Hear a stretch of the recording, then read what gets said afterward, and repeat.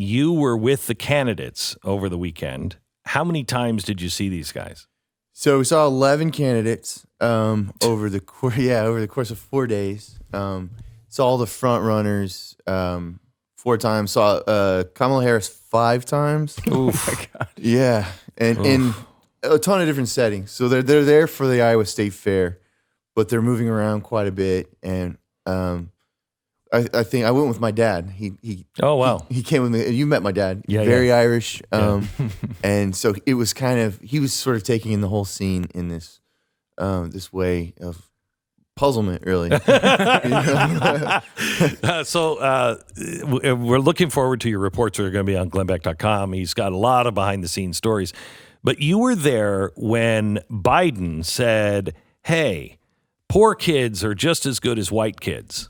That's right. Yeah, just as I forget what his wording, but it was a very sloppy either or. And yeah, that's one way of putting it. Yeah. He was from the moment he walked in the room, he was pretty sleepy. Like he seemed sleepy, like he was tired. And you saw him multiple times. Was that a recurring situation with him, or was it just that one speech? Just that one speech. Okay. Yeah. So here he is. Here's what he said in that speech. And the other thing we should do is we should challenge these students. We should challenge students in these schools to have advanced placement programs in these schools. We have this notion that somehow if you're poor, you cannot do it. Poor kids are just as bright and just as talented as white kids. Wealthy kids. I love the one person who claps. It wasn't you, was it? Oh, God. Yeah, no. And actually, because there's that one person who's like, yeah, that's right. Poor kids aren't white kids. Woo! And the audience in general was receptive of it. Because How many people were in the room? It was a small room. It was actually at a plumbers union that the event was held. I'd say there were about 140 people there. All with plumber's crack. It's all right, for sure. Okay, including the media. Yeah. Wait, 140 people. What's the breakdown between actual people and media? Just they're covering it. There were probably 60 media there. 60 media out of 140 people at the event. Wow. That's incredible. Wow. And that story was not everywhere. I mean, that was picked up by The Blaze, I know. I think Fox News might have picked it up, but it wasn't widely reported that he messed up like that. Not at all. I think if someone from Fox News hadn't been there, it would not have gotten reported at all. Because it sort of slowly trickled into a story. Where it would have been a firestorm. They would have been reporting live. Yeah. If it was Donald Trump, they would have gone live with that. For sure. We're joining him already in progress where he just said this. That's what they would have done. But they didn't do it here. So you said the crowd didn't have a problem with that.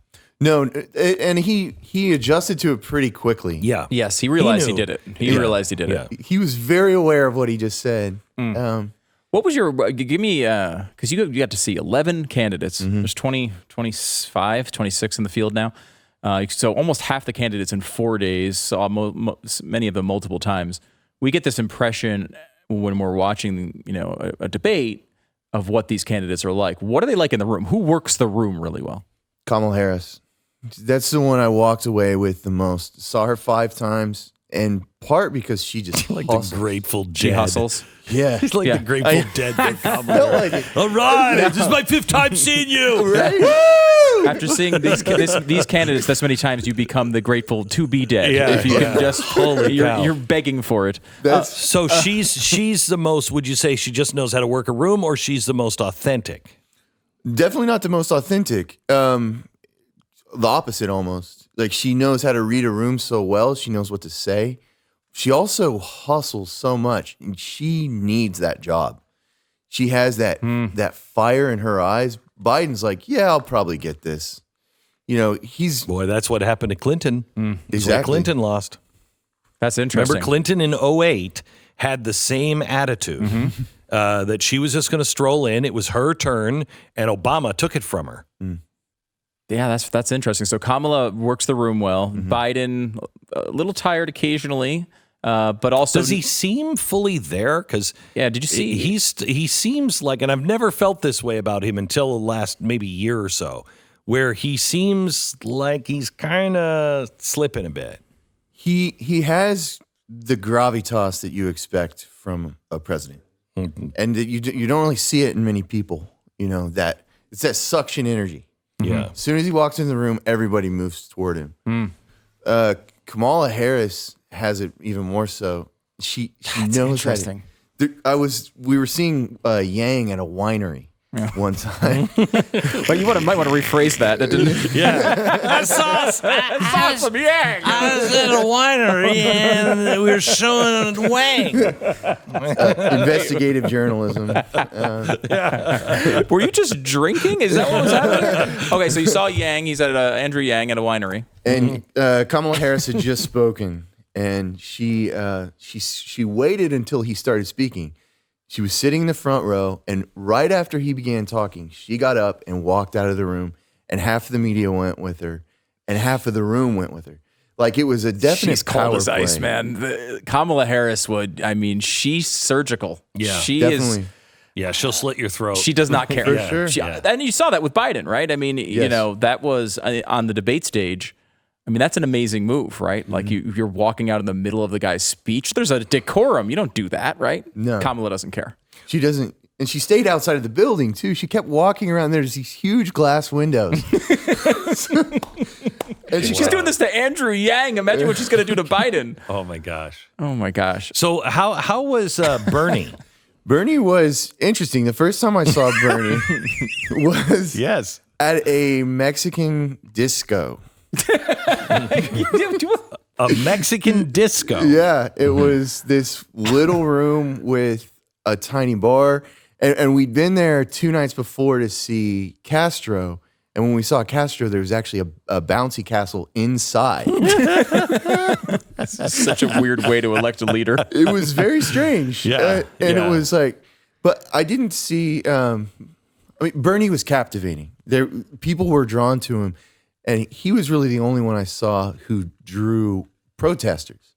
So like at the Iowa State Fair, there were a lot of people with, Trump signs and a lot of MAGA hats. And Really? Yes. And there was like a small area. There were a lot of people there, but I'd say Misplaced energy, I think. Yeah, Bernie's he's sinking Bernie, himself. He doesn't need he's any singing help. himself, and you kind of want him to be the candidate against Donald Trump. He'd be the easiest to beat. You think so? I do. Bernie? I don't know. Yeah. I don't know. I mean, No, you put him up. I don't see how anyone could elect him. But I mean, Elizabeth Warren is really custom made for Trump. I feel like that. How did she do? She did very well. She did better than Biden did, surprisingly. Well, the new poll shows her down from Biden 1 point. 1 point? Yeah. She really surprised me. My dad's reaction to Elizabeth Warren, and he hadn't been really keeping up with the candidates at all, and he just knew her name. But we walked into, it was a fundraiser that we walked into. So very friendly crowd, packed room. It was actually the ballroom where Buddy Holly played his last show. Oh, wow. So my dad turned to me and he was like, "What's wrong with this lady? I don't like her at all."